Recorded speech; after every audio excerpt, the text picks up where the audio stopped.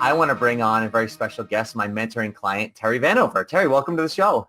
Woo! Hey, so happy to be here. So happy to sing your praises. And it's funny because we were talking, before we went live and everything like that. And she's like, man, this is great timing. My business is exploding. And so I want to take all that energy and give it to everyone that's going to watch this or the recording, because I think the biggest thing I love about these shows, especially the success stories, is getting in a position of like, where was this person and then where are they now? And so Terrie, let's talk about that a little bit. So we're closing in on having started about a year and a half ago, where you started working with me, and from then.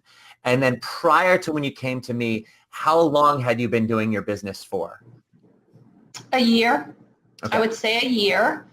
All right. And so we talked about, I had laid the foundation. I think I had a pretty good foundation, and I felt confident in my coaching skills. Mm-hmm. And I love that you call it selling coaching, because that's exactly what I needed. So, and we as coaches, we can't help anyone if people don't use our services. Absolutely. So talk about that for a second. So you were doing your business for a year. What was going on in your business, not only where you had to say, like, I need some help with this, but talk about because you were frustrated with certain things. I remember you were very frustrated. So talk about your frustrations and what led you to starting to work with me. So I think when I came to you, I had a very good brand. I think I had a good branding. I had all those things. I had a website. I had everything, kind of the foundation. And I actually had started my own meetup with a support group, a couple of support groups. And I had a Facebook group, support group. I had a lot in place. Where I was struggling was getting clients to hire me. And that was literally, I just could not seem to make that connection between I can help you. They came to me. There seemed to be some leads coming, but I didn't seem to really understand how to transition the leads into actual clients. That was my hang up. Mm-hmm. So in other words, you were getting leads. Mm-hmm. You were doing, like, you had your meetup going on, you were speaking at other engagements, but so you're getting those people inquiring, but you weren't converting. When you say you weren't converting, like, you weren't converting any, you're converting 1 out of 10, like what was coming up? Very, very, very few. It was very few. Like, it was maybe 1 in 10, yeah, maybe. I just, and then it becomes a self-fulfilling prophecy. You start to dread the calls, and so it starts to affect how you're performing. So you're getting all these leads and you're blowing it, and you're aware. I was aware that I was blowing it, so to speak.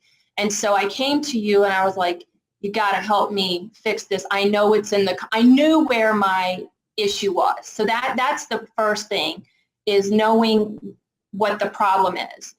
And I love how you helped laser focus and tweak what I was doing. Because I had a lot of good groundwork, but if you don't know what to do with all that good stuff, it just goes to waste. Yeah. And another thing that I had recently thought about was how you helped me with the email list. That was going to waste. I had all those leads going into an email that I was doing absolutely nothing with. And I had forgotten how you helped me manage that. And I remember I was really resistant to start the weekly emails. I was like, I didn't want to put that time and energy into it. And I'm like, a year later, I'm like, so that's probably one of the best time savers I've ever done. And again, you're in front of your people, getting your message out. Absolutely. So I want to go into that stuff, but before we get into kind of like what you started doing and the things you started learning, because I feel like that's huge for people to understand that. That's obviously why I named my business Selling Coaching, because I'm always passionate about the whole process, but it's when I get to coach to that place where I'm helping them Yeah. convert those leads. Like, to me, that's the best part of it. Because when you learn how to do that, now you've got a self-sustaining business. But you were saying like maybe you're converting 1 out of 10, right? And I remember you were frustrated with it. You know, you weren't earning much of any money with that. But what was happening? What were they telling you? So you had complimentary sessions, but like what were they telling you? What was the frustrations? What were you seeing? I got the money objection. That's my biggest one, because I work with women impacted by divorce, and they're very frightened. It's a very financially scary time. I was where they were, and so I know it's scary. So I got that objection a lot, the money objection. Mm-hmm. Yeah, that was the biggest one. And I think that's the biggest thing that people get to is, and especially women going through a divorce, and if it's taking up their finances, maybe they aren't the ones earning the income. So there's a lot of what would be seemingly valid reasons, right? Mm-hmm. So now let's start to talk about that evolution of learning, because I remember we went through your whole qualification process in terms of like what we were saying to them, the path you take them down. Talk about what you started learning and what we were working on there. The number one thing I think you taught me, go back to the coaching and listen powerfully. A lot of these people are in a state of confusion, or they're stuck, or everyone's telling them 20 different things. And so I think the most powerful thing you can do to serve your clients is just listen powerfully and really listen to what it is that they're saying and what do they need. And I think that powerful connection, having someone that can listen carefully, like you got to put all that stuff that's going on with you aside, like we're taught as coaches. It's really hard though when you're in that space of, fear yourself. So you have to put all that aside and so you help me become more confident and use my coaching skills. And that's helpful because you can put all that stuff aside when you're back and you put your coaching hat back on and you're there to help. I'm there to help and to serve. And I think that was a big key, was listen powerfully. And there was a lot that you did though. There was a lot that you helped me with. Listening powerfully and questioning, right? Those powerful questions. So when they say, well, I don't know, what do you mean? What does that mean? Tell me about that. Like it's not, and so you got to it's about releasing that and getting really down deep, because we make assumptions. We're thinking if you're in that space of they're rejecting me, that's what you're going to hear. But that may not be what they're doing. It could be anything. And calling them out on that and questioning. Like today, I was on a call and she booked. No problem, no money objections, no nothing. And it was, something like on a scale of 1 to 10, where are you? How excited are you? A 10. And, so that's where you got to go, this isn't me. I think before I would have said, oh, that means she's not going to hire me. And that would have been the end of it. It was just more like, what's that about? And she was like, I'm just envisioning my future. I was like, wow, because I had helped her paint this picture of where she could be, and that's what she's picturing. And so it's just amazing when you listen powerfully and just question what's going on. Yeah, and I think we're just a highlight for people listening to this too is that, yes, you're a coach. So in a complimentary session, like there's the coaching aspect you do, but really what you're talking about now is that sales process and really pulling in the coaching. That's why I love the selling aspect, because selling, a big piece of it is it's our coaching skills. It's asking great questions, but it's listening to the responses, not to what we want to hear. Like we want to hear like, yeah, I'm interested. I want to buy. I want to hire you. We want to hear that, but what are they really saying? And listening for those clues and not being afraid to be honest and asking from there and clarifying what they're going through. Clarify it. Like, well, what do you mean? What, that's where that sales process, and when you get good at it, you're excited about it. Like I'm like excited now. Before I would dread those calls.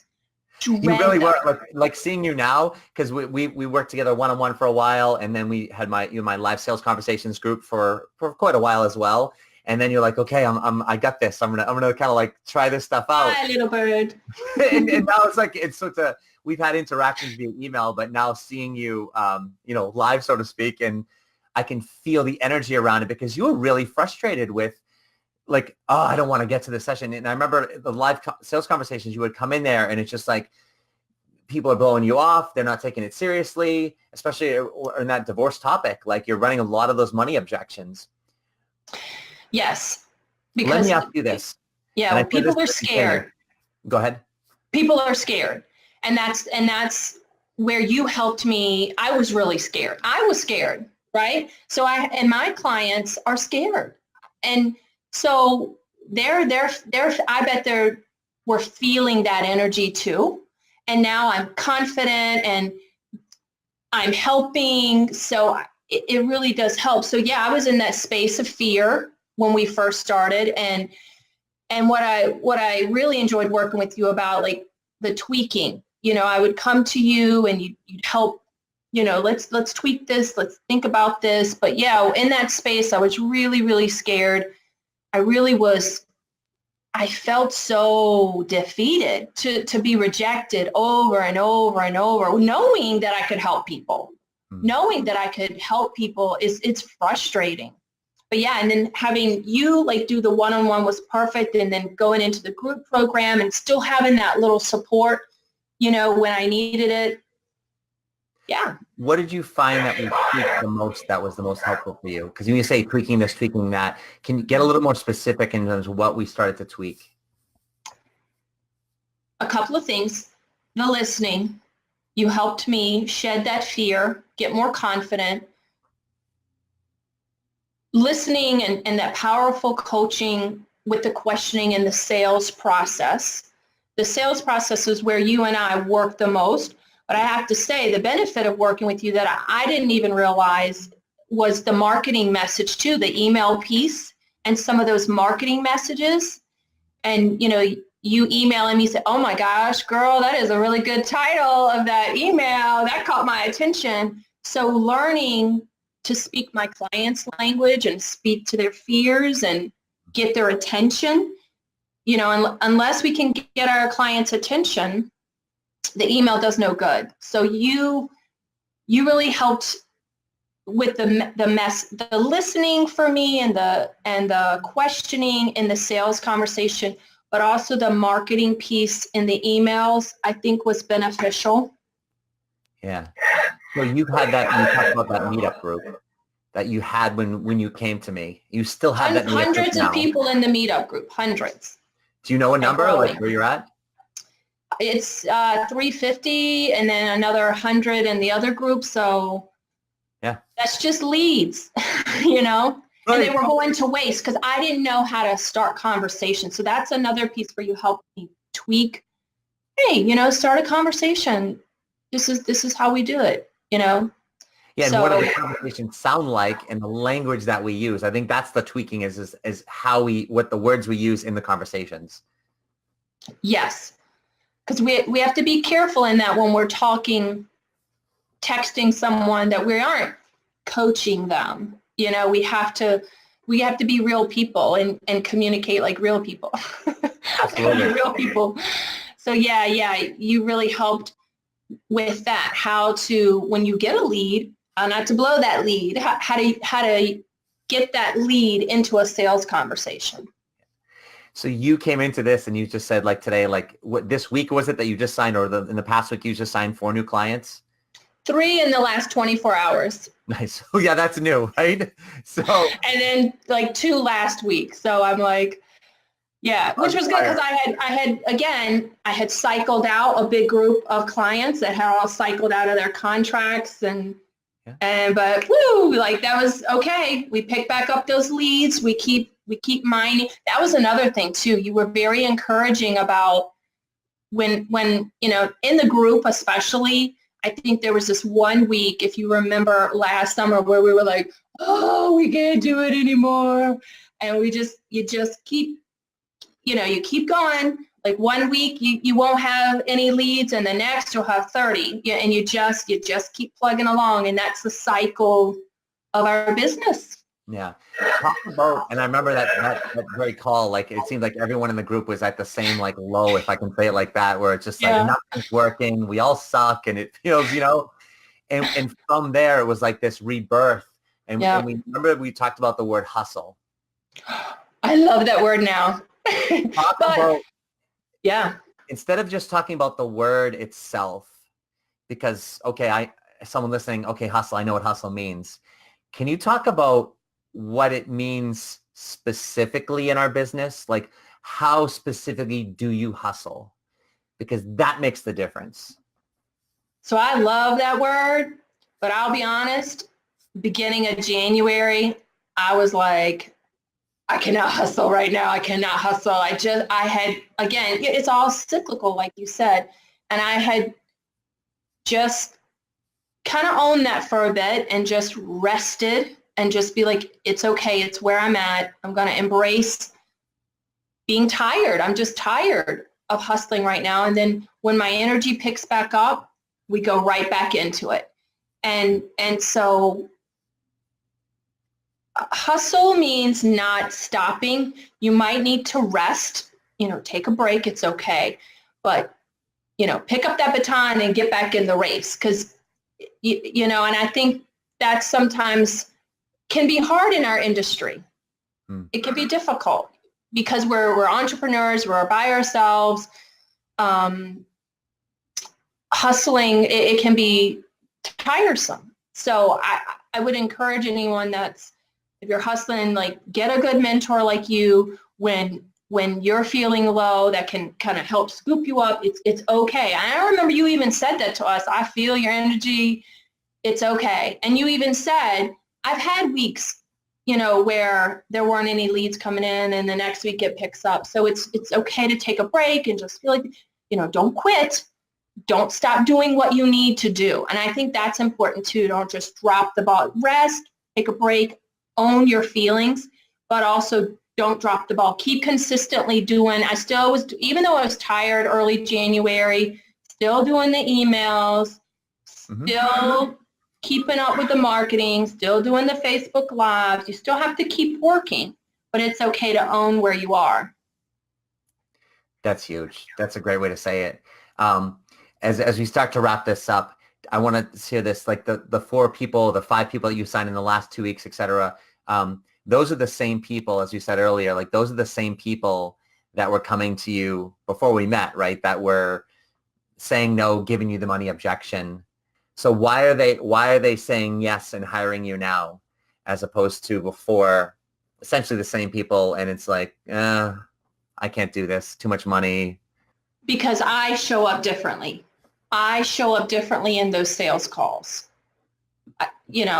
I show up differently. And so, and I would encourage anyone, invest in yourself. If you know you have a problem, if you know you are struggling with selling your services, because that is the perfect title for what you do, because that's what drew me to you, because it's exactly what I needed. I knew that was my hang up, because I told you I had the branding down. I knew my clients. I knew my niche. And I'm sure you can help everyone with that, even hone it even better. And you helped me hone that even better, getting my message succinct.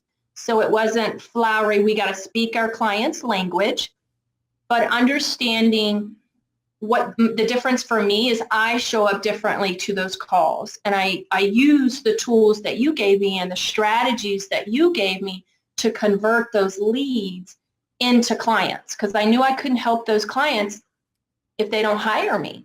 So, and knowing that I've got to transform lives here, and if you're in the business of transforming lives, you have to get this piece perfect. You really, or at least as close to perfect as you can, because it's a big part of what we do. And they don't teach us that in coaching school. They really don't, but they give us some really good tools that we can use to convert our prospective leads into clients, and so we can transform lives. Yeah, absolutely. I love what you said. Is like you can help these people, but if they're not hiring you, you can't help them. So that's where you got to learn that selling skill set in order to be able to take them through that process so you can actually work with them. Yeah, you have to show them the value that you have. Absolutely. We have to be able to show that value, that this is worth it. Just like you and I right now, like I can look back and go, okay, he helped me with this, and this, and I got this marketing piece, and now I can get, so what is this worth to me, having 5 clients in a week sign up? You know, is that worth the investment that I did in Jeff? Like, that's a no-brainer.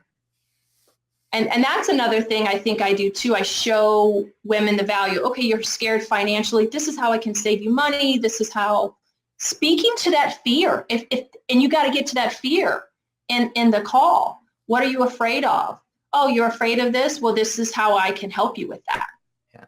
You're starting to show the value, but also the biggest piece is you have the confidence within yourself because you understand your market better. You understand your message better.